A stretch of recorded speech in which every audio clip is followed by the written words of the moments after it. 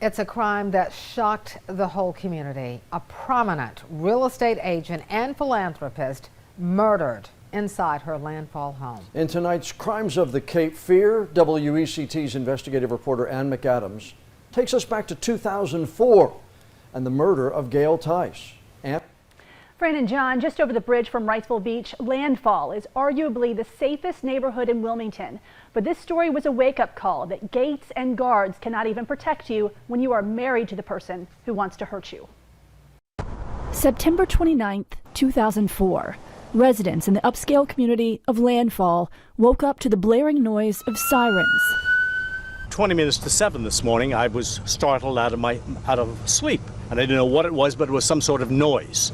Neighbors looked out their window to see police everywhere and soon learned the unthinkable. When I received the call from WPD, because this is within the city limits, that a murder had just happened in Landfall, I thought someone was joking with me. District Attorney Ben David quickly learned it was no joke.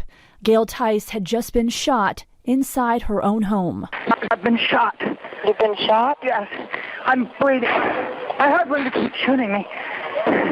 My husband is shooting me. After she was initially shot is when she was able to call 911. And as she is talking, you're hearing him shoot her from outside through those windows in. And as she ran around the inside of the house, he ran around the outside of the house, shooting through certain windows. She was like a bird caught in a cage.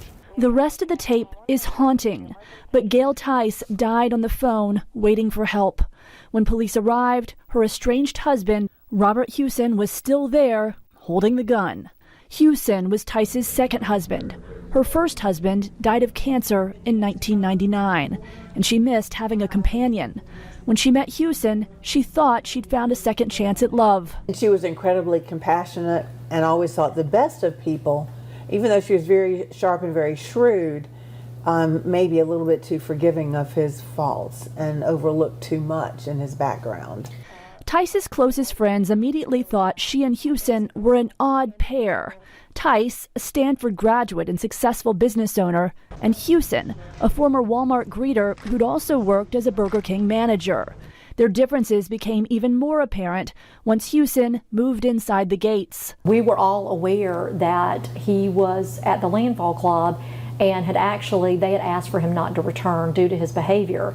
And you know, this was just not Gail. I mean, in terms of, you know, well-liked, well-respected, and this individual that was married to her was asked not to return. Banned from the club for threatening to harm another member, Hewson also became very controlling of Tice. When she got married to him, she no longer was allowed to shop, and she literally told me she would go to Walmart to buy her clothes because he would get upset with her spending that kind of money. Tice initially tried to cover for Hewson's odd behavior, but as time went on, she confided in friends that he'd become violent. She said, "Can you meet me for lunch?" She was waiting for me before I arrived. And the boy was coming with water, and I got into the booth, and she said, "I'm afraid for my life." Tice took out a restraining order and turned Hewson's guns over to authorities, afraid he'd use them against her. She retained an attorney and asked Hewson for a divorce. He did not take it well. He lost his status.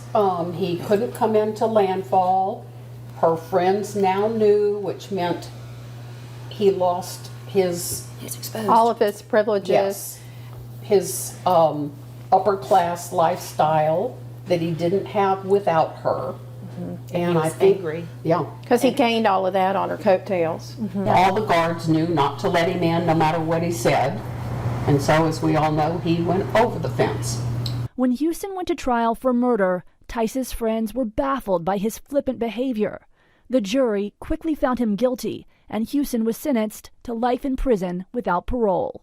This case, more than any others, points up that there's no such thing as a safe place when violence comes from the inside out. There's no lock you can put on your door. There's no wall you can build around your community that's going to keep out violence when you're married to it. Before this case, 911 tapes were often inadmissible in court if the person on the tape was not available to testify. But prosecutors successfully argued that that was unfair in this case. Tice was only unable to testify because Houston killed her, so the jury heard that chilling tape. This was the first time since Houston's murder trial that all of Tice's friends gathered together again. They remember her fondly and know her death brought awareness to the very real problem of domestic violence.